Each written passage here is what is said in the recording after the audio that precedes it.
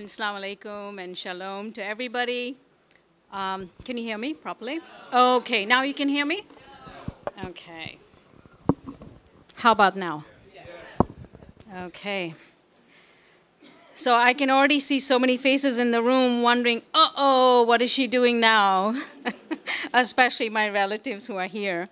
Some of you have known me since I was literally born, a child, and then I became a teenager. Some of you know me as a single woman. We had a lot of parties, and some of you actually know me when I was, climbing the corporate ladder. And others simply know me as a social activist, and so many of you are here who have been my supporters, my allies in this big fight. And there are just others who have just heard of me, perhaps maybe some time ago, and some who heard of me today, because I was on the radio today. But what all of you have in common is you're wondering, what am I doing with these wings on my back? A stick in my hand and a pair of boxing gloves. So all of these things represent a sum total of who I am today, the struggles I had to wage, the choices I had to make to be accepted, and the inner power that I had to discover, which eventually propelled me to areas unimaginable. As I look around the room, I know there have been many moments in all of our lives where we find ourselves in a fight for our very survival. And this can literally be personal, it can be professional, or it can even be public. And it feels as if you are in a ring while everybody else is looking on to you. And it is either you have to defend yourself and to knock out your opponent, or because your very existence is at stake. And those are the moments when you need these pair of boxing gloves.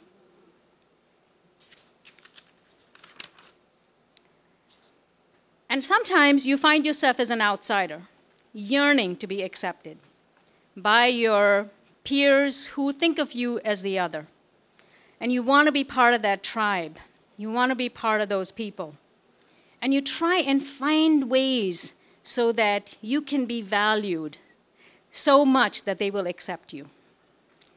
And when that happens, you discover that all of a sudden, you become part of not only that tribe, but you're part of that team that is working together side by side, collaboratively, making passes, scoring goals, and claiming victories.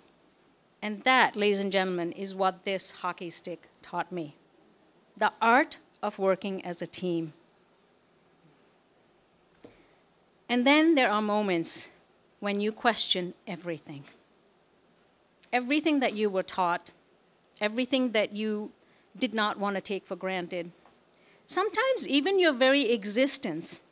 You try to understand yourself in relation to not only who you are, but in relation to the bigger powers be, to the cosmos, to the universe, to other human beings.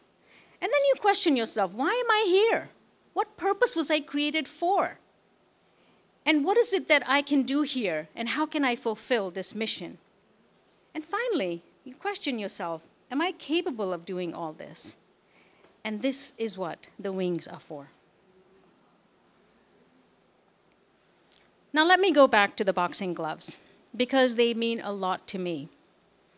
It literally started at my birth. And I will tell the story of the boxing gloves. When I was 3 years old, and my father is teaching me to box in the front lawn of our house in the shadows of the Himalayas. Yesterday, I came home crying that I had been bullied by a bigger child. Now I'm standing barefoot in boys' shorts as Papaji, as I call my father Papaji, approaches me with a big smile, dangling a pair of boxing gloves. Shiny boxing gloves with white laces. I have never forgotten this image. It has stayed with me today. And then he looks at me and he says, left, right, jump back, duck, lean into it. If anyone tries to bully you, stand up for yourself. And if necessary, punch them in the nose. Papaji instructs as he pretends to be felled by my wobbly left hook. My mother, of course, who's here, who didn't even want me to write this book because she's so frightened of what I've said in the book, she is completely scandalized at the idea of her daughter fighting, or even fighting back. In Kashmir, we don't pack punches. But Papaji says to her, I'll turn her into a tomboy. She will always be a girl, but I can still have the boy I want. So I want to make my Papaji proud. I struggle to put on the gloves and throw these beautiful punches. I treasure the gloves because they mean that my father has confidence in me. And I keep them in a place of pride in my room. The thought of having to fight a real fight and using the gloves as they were intended never occurs to me. But even as a young girl, I know that the gloves are speaking to me. You are one thing, they say, but you have the potential to be something else. You need to be somebody else. Would throwing punches, please my Papaji, be the thing that could turn me into the greater, more powerful me, or into somebody else entirely? I look into the mirror, a small brown-haired girl looks back. Then there is my mother, who frowns in her gentle way every time I put on the gloves. And I do put on the gloves. Yes, Papaji, my father's right here. Shh. Like, go like this, go like this. I wear them, yes. I wear them when I come to America for my education. I wear them when I move out of the womb of my uncle's home to start my career. I wear them when I write a protest letter to Newsday from my college campus. I wear them when I refuse an arranged marriage to a prince and marry an imam instead. I wear them when I feel the burden of what it means to be a Muslim woman. I wear them when I challenge leaders who define our faith with archaic attitudes. I wear them when I help convince an old woman to stop cutting girls on a filthy table and bring new life into her life. I wear them when I unite Muslim women to take back rights that have been stripped away from them over the centuries. I wear them to convince imams to issue fatwas against child marriage.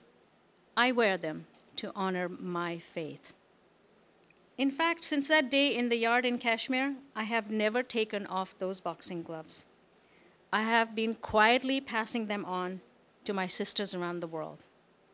We are here, now we must reach there. This book is about that journey. You can clap.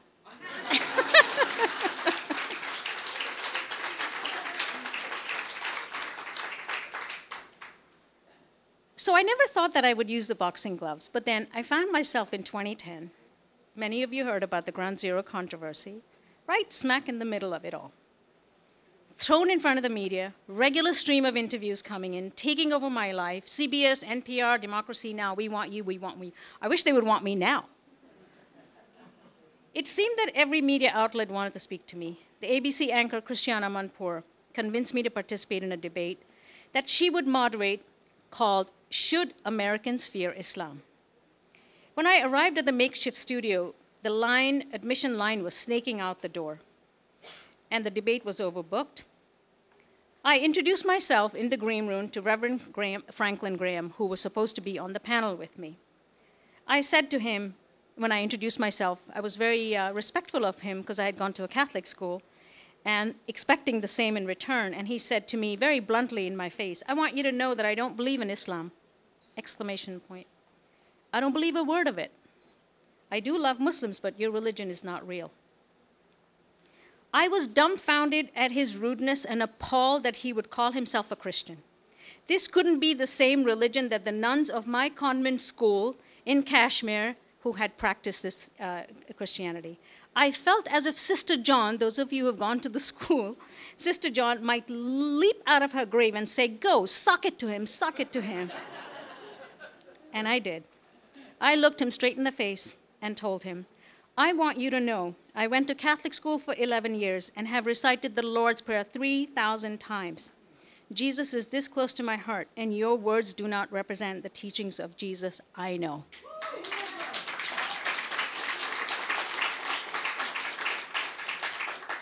Amanpour sat in the middle of a highly charged town hall debate with 3 women on one side and 3 men on the other. I felt like a gladiator on the floor of a Roman amphitheater, the lions charging from all sides. Amanpour turned to Graham and said, you call Islam a wicked religion. And with sanctimonious pride, I thought maybe he wouldn't say this on national TV. He denigrated Islam on national TV in front of over 3 million viewers. I don't believe in Islam, he said. I don't believe a word of it. It's true that Christians and Muslims view the divinity of Jesus differently, but his calling Islam a false religion was baseless. I wondered, had he ever taken the time to read the chapter of Mary in the Quran? Would he have responded differently if he had just read that chapter to see how Muslims revere Mary and Jesus? Then Azhar Nafisi, many of you know her from reading Lolita in Tehran, was one of the audience members. She told him, Reverend Graham, why are you lumping all these Muslims together? Who is a Christian? The gay Episcopalian bishop is a Christian, the Methodists are Christians, the Baptists are Christians, Sarah Palin and Barack Obama are Christians, Bill Clinton is a Christian. Who is to say which one is more Christian than the other? And this is the point of Islam too. And Donna Marsh, who had lost her daughter in 9/11, turned around and said, I think Americans should fear criminal behavior. I don't want to raise my 2 remaining sons to fear the people who live next door to me. This is not what my grandparents came to America to escape. And finally, Amanpour asked me the question about what I proposed to do about the community center. Should you move it, she said. And I turned around and I said, no, I think that American values have to prevail. And I knew that is what the boxing gloves were there for.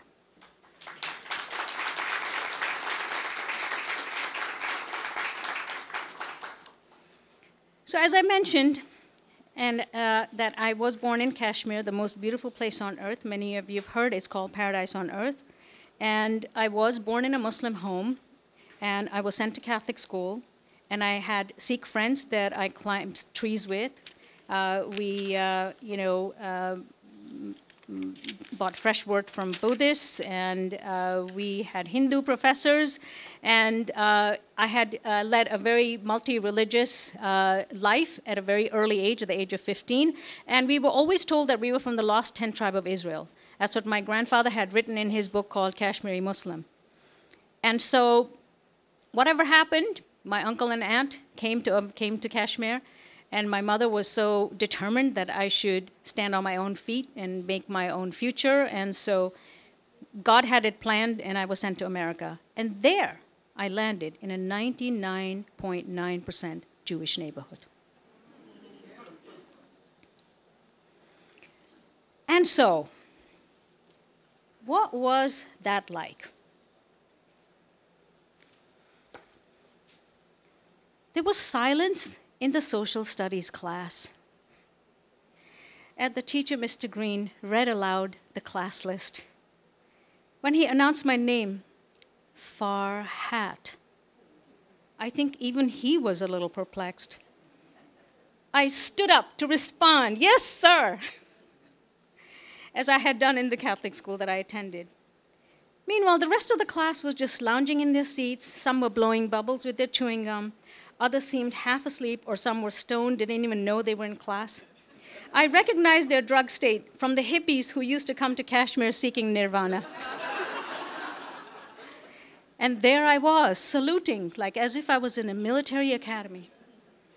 Everyone started snickering when they heard my name, not to mention what they must have thought of my tight braids and my pantsuit, my polyester pantsuit, which we had bought from Sears Roebuck just a week before. Why is she standing? She must be some new girl. Where did she come from?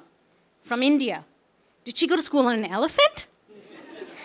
What's her name? I think Farhat. Oh no, she's really far out. Mr. Green jumped in with a threat. He would throw out all of his class if they made fun of me. Mr. Green, would you please stand up for a second? And Mr. Green is here today with me.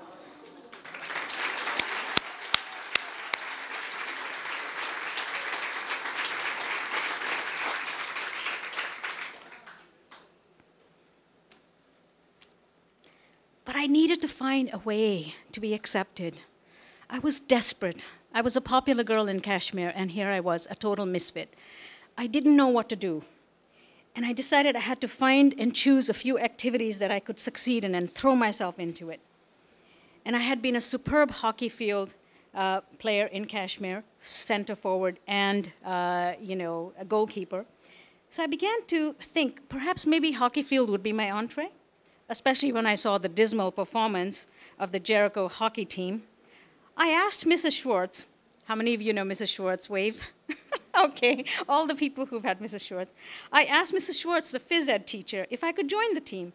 And she said, do you know how to play? I said, yeah, I know how to play. And so she agreed to let me try out. I surprised her in my first tryout by scoring goal after goal. At the end of the season, after we had won the championship, the girls lifted me on their shoulders, and I knew I had arrived. I had arrived. I was a hero. At the Italian restaurant the team went for our celebration, the group ordered spaghetti. And once again, I was mortified. I didn't know how to eat spaghetti.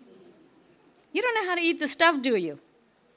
So she picked up a fork, and she dipped the spaghetti in and rotated around to demonstrate to me. I was grateful and astonished. And then I thought of my grandfather's fateful journey years before when he had come to Harvard. The whole family knew the story.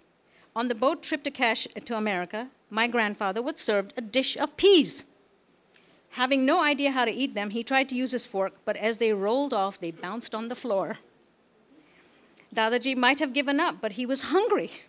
So instead, he observed his fellow passengers spearing the foreign objects with the fork. He had never seen or used a fork at home, where food was picked up with fingers. After a few tries, he finally got it right.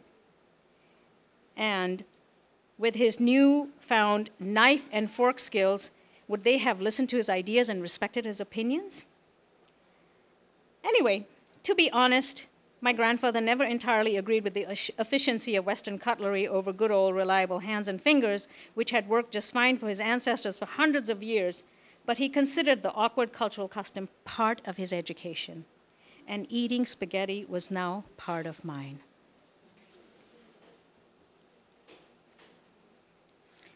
And so,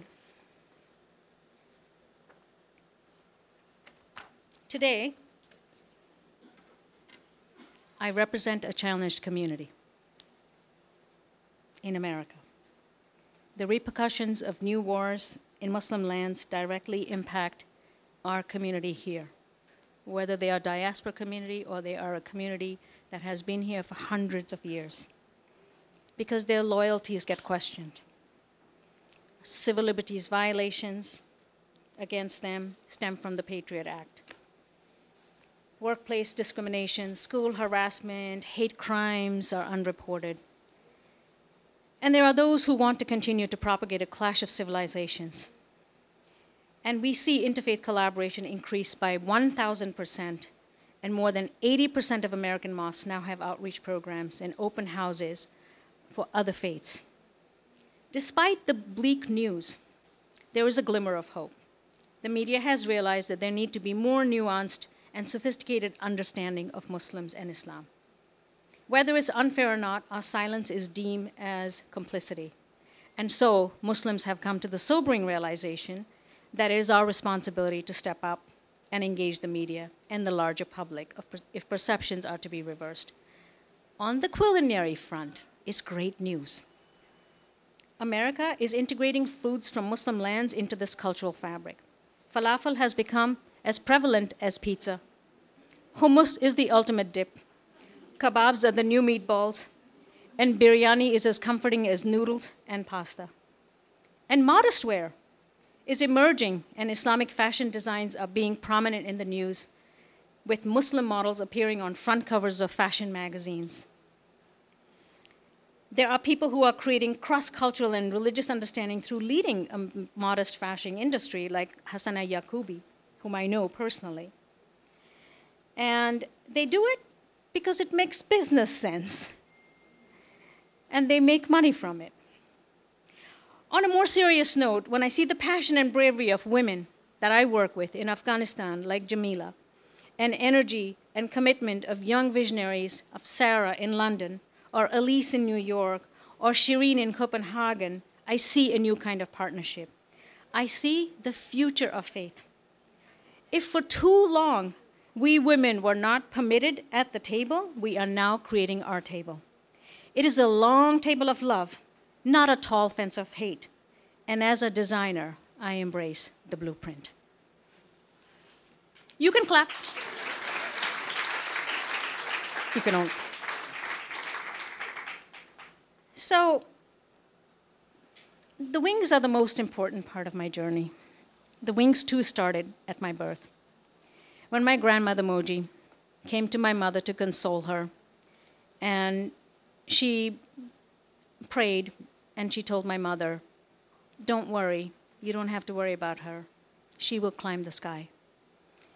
And of course, none of us really knew what she meant, and I never knew. I never really knew that story until many years later. But after my grandmother Moji died, she was very important to me because she was a spiritual leader in her own right. Arfa auntie one day walked into the room. It was a cold winter February day, and she knocked on the bedroom door. She used to always knock on my bedroom door for various reasons, and one of them was there was always a match, an arranged marriage thing, can I show you a photograph of somebody else who had made a proposal? And so I thought, oh my God, here's another suitor. But this was something worse. She told me that my grandmother had died. I was unable to speak. My life had in a moment changed forever because I wouldn't see her, because I was on a visa which didn't allow me to travel. And she had seen a path for me at my birth, and it was now up to me to bring those dreams to reality. And I knew she would be by my side, and she would be everywhere. But having lost her and not being at my mother's side and my family was extremely distressing. But then, shortly after Moji died, I had a dream. I saw myself in a dream, sitting on a winged horse, ascending into the sky with neither saddle nor reins, completely fearless. I immediately knew it was an important dream because it seemed to have a significance. So I wrote very quickly to my grandfather, Dadaji, in Kashmir, hoping that he would interpret my dream. And it took months in those days to get a mail back, and when the Par Avion envelope arrived, we all know that, those of us who are immigrants, what it was like. I excitedly ripped it open, and to my deep disappointment, the letter simply said, "It's a good dream." Without my knowledge, of course, my grandfather had summoned my parents to his study to tell them about the contents of my letter. My mother felt dread, anticipating some transgression. What in the world has she done? What has she written? She asked my father. When they entered his study, my parents found him in his usual spot behind his desk, looking out the garden window. He told my parents that I had experienced a true dream. He went on to explain that in this dream, I was ascending to the heavens on a white winged horse, sort of like Burak. Many of you know Burak was the horse that miraculously took the prophet from Mecca to Jerusalem and back in one night. One day, my grandfather told them, "She will be a mystic, a seeker of God. She will call others to faith and meet a pious nobleman."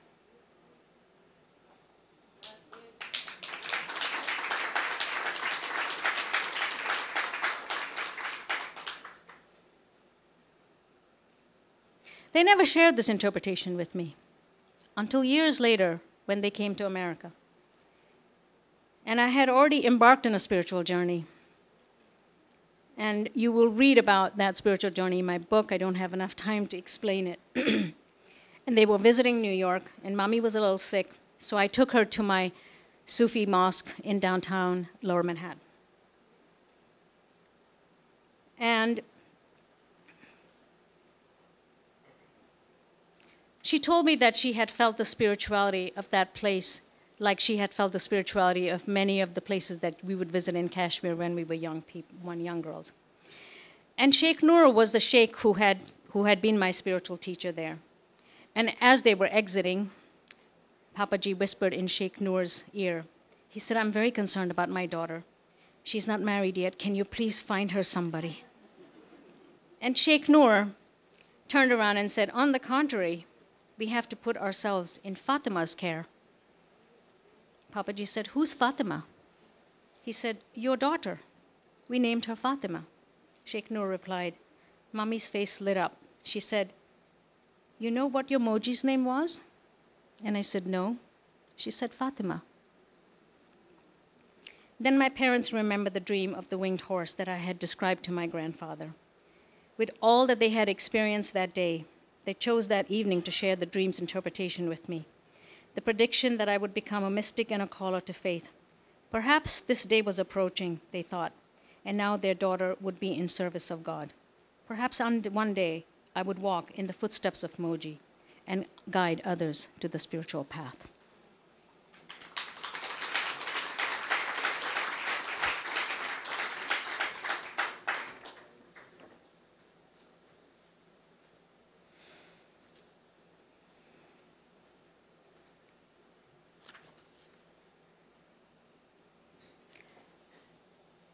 But there are many things going on that require interpretation, so dream interpretation is one, but then there are things that I got myself involved in when I actually set out to start my organization, and I wanted to really make sure that women were not experiencing oppression or their rights were not being denied. And I realized that the work that required ahead of us was to restore God-given rights that Muslim women fundamentally had at birth, and they were denied these rights.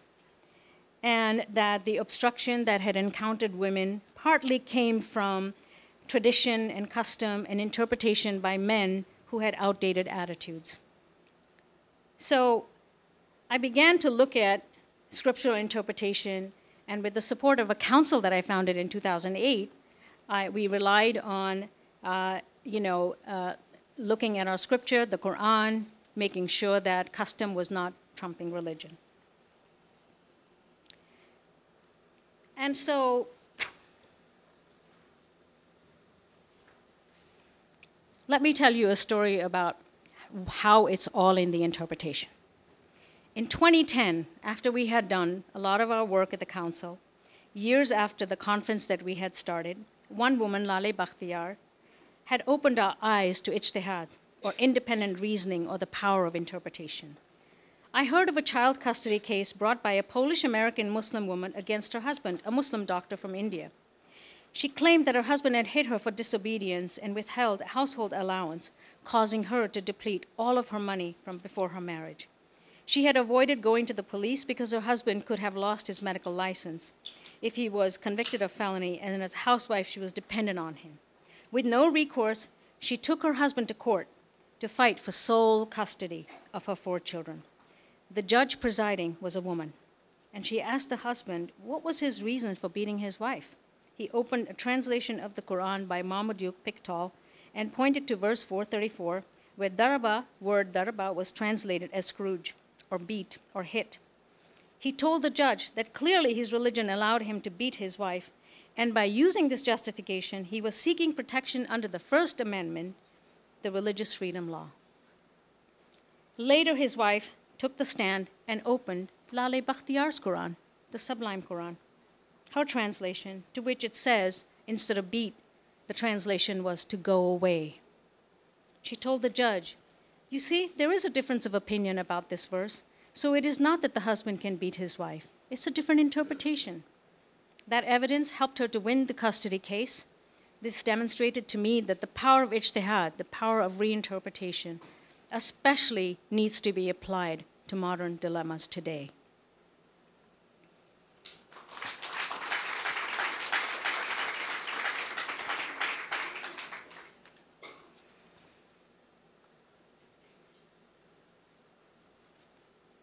So today, a nation I love is in its darkest moments. My grandfather, when he came to the United States, went back to Kashmir and always used to talk about America as the greatest nation on earth. And it's because of that he sent all of his children to America to pursue their higher education. And today we are about 60 family members, and some of the family members are here today. But if he were here today, I don't think I would want him to see the America of today, because so much has changed from the time that he was here, and so much has changed just in the last 10 years. So I believe that although I carry both these homes in me, I carry Kashmir in me, and I carry America in me, and I am bifurcated, and I am fragmented, but I am now an American, and this is my home, and this is where I live, and this is where my community is. And we are fundamentally people made of many stories, both our own and those of our ancestors, and also the stories and cultures of people whom we interact with every single day. The more we share our stories, the more we open up ourselves to one another, the more respect and even love can flow between us. Once we see ourselves in the faces of the other, we can stand side by side on the basis of human identity, as Westerners or Easterners, as religious or not, as black, white, yellow, or brown, with layers of our identities nested within a larger sense of identity, out of one, out of many, one, in a single space. Thank you very much.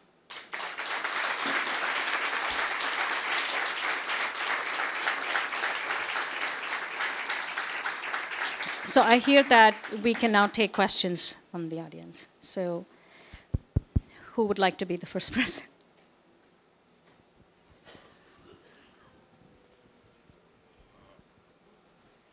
Hi. Check. Okay. Hi, Daisy. How does your book touch on intersectional feminism? That's a very interesting question, because when I first began my work, tried to figure out a way that I could address Muslim women's issues, the only thing in front of me was secular feminism. And I remember Minu and I sitting at the kitchen table. You will read the story of how we started. Everything with women starts at the kitchen table. Even the suffragettes began at the kitchen table. I realized there was no space for me in secular feminism.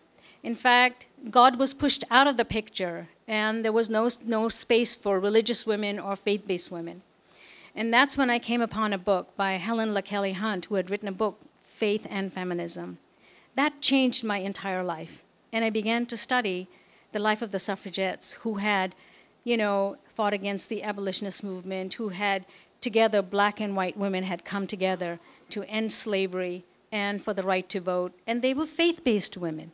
These women fought on the basis of, if God has created us in the image of, or if men and women are created in the image of God, so why are we women treated as second-class citizens, And so that was the basis of their argument, and that gave them the moral authority, and they were able to mobilize many people. So I thought, if the suffragettes did that, that is what I need to do.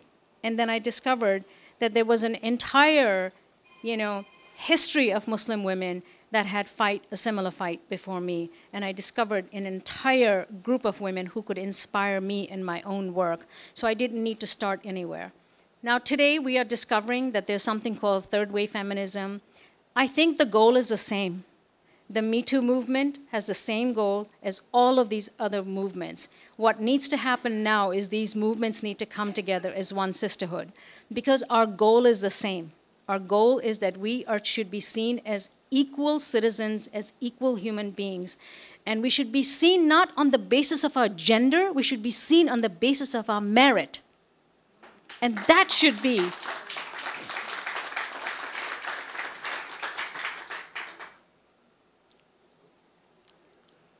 Sure. Daisy, first of all, thank you very much. How has the interfaith part of your journey affected who you are and how you're addressing the issues of today? Yeah. So, Bob, remember this? This taught me what it means to collaborate and teamwork, and how we have the same goal. And from the very beginning, as I mentioned, I had grown up in a very harmonious place, although it was a conflict zone, and doesn't look anything like when I was growing up there. We respected one another. Religions honored and respected one another and celebrated one another. I remember that on our holidays, people used to come and bring us sweets, and we would turn around and take the sweets to Hindus on their holidays. That was the tradition. That was the level of tolerance and regard that we had for one another. I brought that all to me in the United States. And when I began to see conflict between Jews and Muslims in this country, I remember in the very first time I said, Bob, we need to have dinner together. Just a simple dinner so we can get to know each other as human beings. So those dinners turned into collaboration or turned into dialogue, really meaningful dialogue where we were able to talk about the things that keep us from advancing or barriers that we have that prevent us from moving forward. That was step number one. Step number one, make a friend. Step number two, dialogue with one another, trying to understand. And then step number three, collaborate with one another and do real meaningful work. So the Jewish-Muslim relations, and of course Christian, Jewish-Muslim relations, all of them in my book, I can't cite all of them, are in here. And it has reached a level where now we have Jewish-Muslim Advisory Council on which I sit, which is a national council, and which, by the way, just passed a very major legislation. Jews and Muslims coming together, protecting our religious institutions from any hate crimes. And so it's a crime now, and this legislation was just passed literally a week ago. So that's the power of interfaith relations, and this is where we have to take it.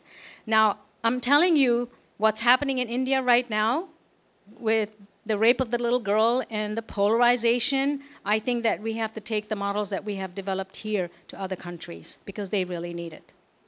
Thank you.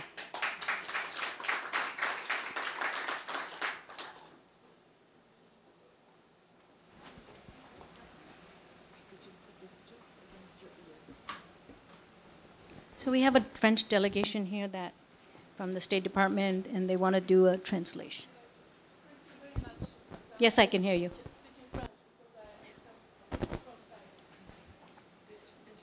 We just want to pick it up for our... Voilà, on va faire ça comme ça. I'm going to repeat Hi. it for you. I'll just do it with the mic. Does that work? Oh, yeah. Okay. Oh, yeah. I'm very moved by the stories that you've shared. I'd like to introduce myself. My name is Kaina. I'm from Paris. I'm the president of an association called Talk to Me About Islam. We founded this association at the end of 2015 following the terrorist attacks in Paris. Our goal is to fight against radicalization and Islamophobia. So clearly, we try to give an alternative narrative about Islam, not only alternative to extremist dialogue, but also something alternative to what you see in the media about Islam, which is, of course, very stereotypical images, which mixes Islam and terrorism. As a woman, I'm extremely moved to hear you speak, and I think that women need to occupy their role in this religion, because I think women can be the solution for Islam. So I wanted to know, you said that you are involved in Islamic mysticism. Why do you not want to become a female imam? Oh, my God. Because I think that there is a real problem today. I think we've made Islam a legalist religion, and we forget that Islam is fundamentally a spiritual religion, and Sufism should play an important role in that. Thank you so much. So, you know, when I was talking about all the men that have empowered me in my family, my grandfather, my father, my grandmother had a deep influence on me. And she didn't have a title, but she used to have men and women sitting at her feet when I would go visit her. And she used to teach people. She was herself a leader in her own right and regarded a lot of respect from people. But because society did not, you know, recognize people like that, she didn't have a role, but she impacted me. I'm standing here today because I'm trying to, in some way, in some small measure, emulate that piece of her that she gave to me. Now, Sufism had a very rich tradition of women sheikhas.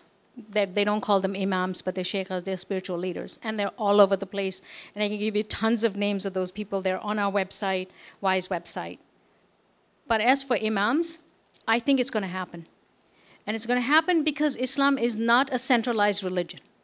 And when a community has a need and it appoints a woman because it sees that woman on the basis of meritocracy, then things will shift. Now, I'm married to an imam, and I remember the first time I got a wedding request, and I ran to him and I said, I don't want to do this wedding. I mean, are women supposed to do weddings? And then we discovered that there's no prohibition for women to do weddings. So I became a wedding officiant, something I never imagined I would do.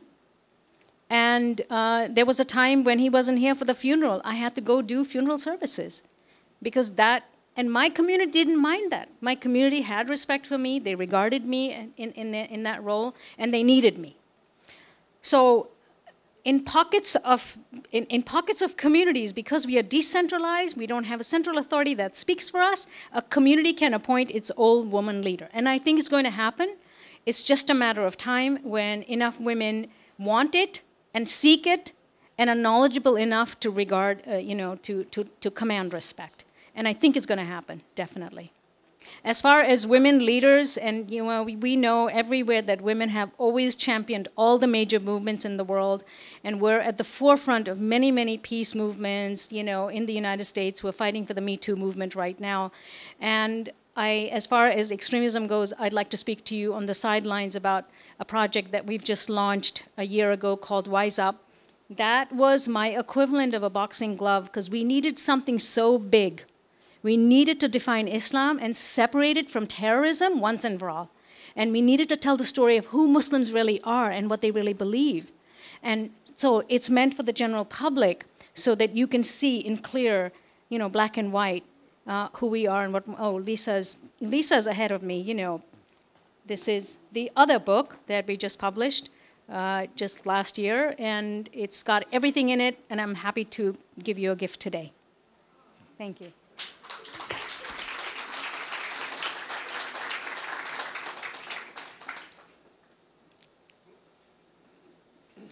Daisy, thank you so much. I was inspired by so many things that you've done, including the formation of the council.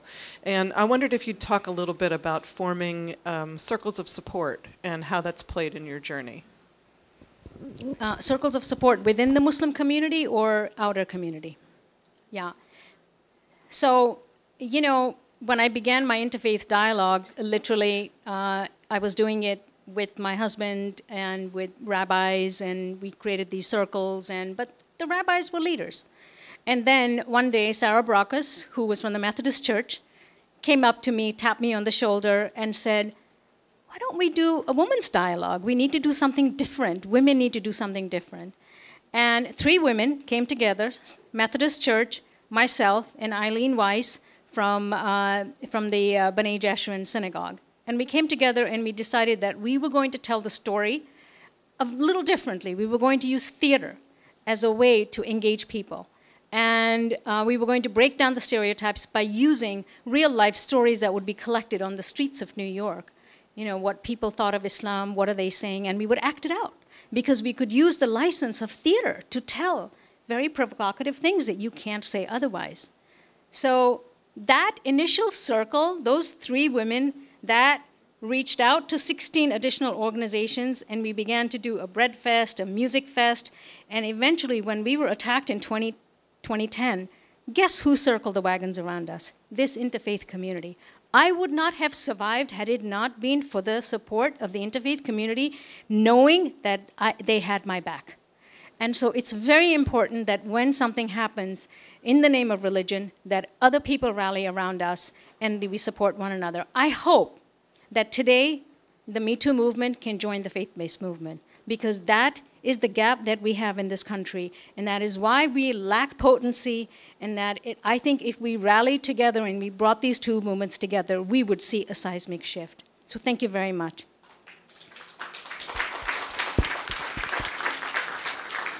Okay, we have time for just a couple more. Here's one right here. My question is, as a liberal Christian, I find it easy to communicate liberals in other faith communities, but I find it difficult to understand conservative fundamentalist Christians. So I'm curious, how do you communicate within your own faith community with people who don't agree with you? Yeah. Well, sometimes I get along better with people of other faiths than I get along with people of my own faith. Isn't that the case? I mean, I can't even walk into certain mosques because there's no space for me there. They don't regard me highly. In fact, I write about that in my book of how I was distant from my faith and when I tried to reach out and I was feeling this conflict inside of me, I went to a mosque, the door was shut in my face because they would say to me, your hair of Strand is showing, or sisters to the basement.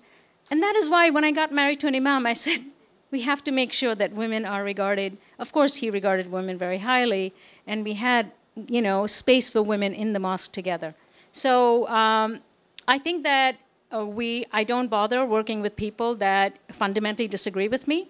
I try to work with people to grow the circles of people that already, not only agree with us, but and expand the circle with other faith communities.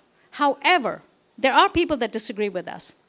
And that's why I created this tool, to show them what Muslims really believe, and that the people who disagree with us is a strand of the community. They are a fraction and the fraction of a fraction of a community, and they do not represent the voice of the broader community. And so the more we spread this knowledge far and wide, the more we can bring those people to our side and their attitudes can shift. But it's slow-going work. You have to do it respectfully.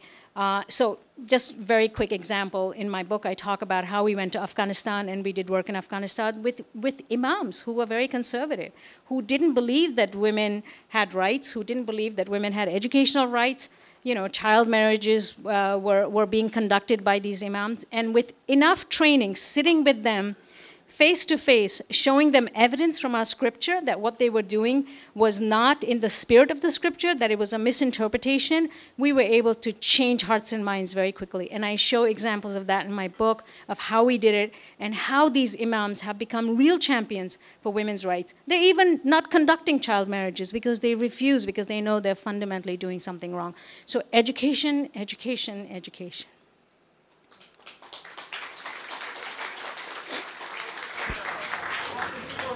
Our book was When Living Need to Finish. I was down south where there's a lot of serious prejudice against Islam. And I can say to a million different people in Alabama, Louisiana, read No God But God, and they won't listen to me. So we tried to get a mosque, a small mosque, to work with us. They can't hear you. To work with us on a book called One Little Mosque. And there was so much fear. So it's like, how do we get... You go to a little small mosque outside New Orleans and you want them to sort of talk about Islam and, demonize it for particularly Southerners, and yet they're fearful. Yeah. So it's like having to overcome that additional obstacle. I think that coffee hour is a good way to start, women to women, because you build trust with women, start with women. And although, when we were doing our first interfaith dialogue, there were men present. These were evolved men that really wanted to do the dialogue. So they weren't afraid that they were being converted. So a lot of the things down south might be, oh, they're here to convert me, or they're proselytizing, or, they're afraid of that.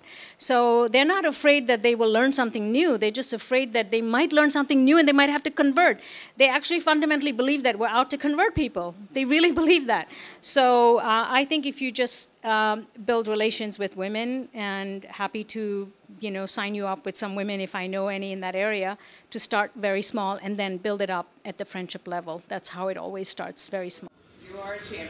Thank you.